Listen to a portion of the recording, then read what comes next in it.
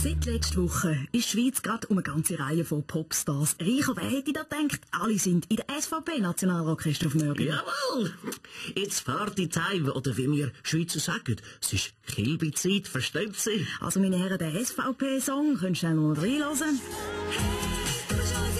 Ja, der Song der ist seit letzter Woche draussen und nach der Veröffentlichung haben 47,8% der Blickleser im Voting gesagt, jawohl, das ist ein Ohrwurm. Schauen Sie, wir von der SVP, wir können alles. 3 Minuten Video, super Sound, schöne Leute. Nicht wie bei der linken Filmförderung, da gibt's ja nur immer so grässliche Doc-Filme über mongolische Hirtenfamilien, die 2400 Kilometer auf dem Weg zur Dentalhygienikerin unterwegs sind. Der Souverän will das doch nicht sehen, aber mit der SVP, da tanzt und singt die Schweiz, Halleluja!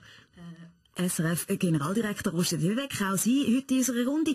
Die SVP hat die Titelseite von der Gratiszeitung 20 Minuten und die Folgeseite mit Parteiwerbung voll gehabt. Fachleute schätzen, dass das etwa 220'000 Franken gekostet hat. Ist das jetzt ein Grund, wieso man öffentliche Medien wie SRF braucht, damit man sich nicht mit Geld Medienöffentlichkeit kaufen kann? Frau Fetsch, ich muss zugeben, dass ich das Journal 20 Minuten nicht kenne.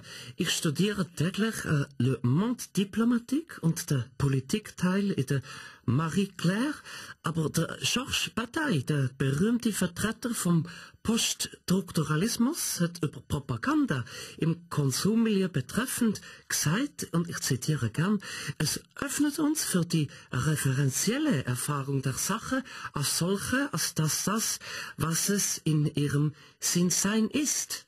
Ja, da hat etwas, oder Baschi?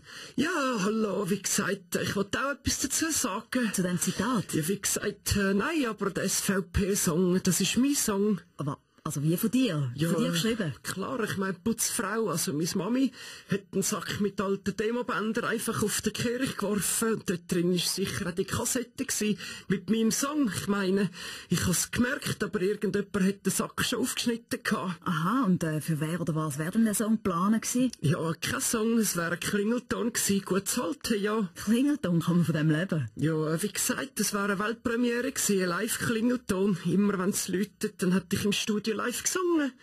Aber so ist nichts. Ist Freitag. Mit dem Fabian Unterdecker.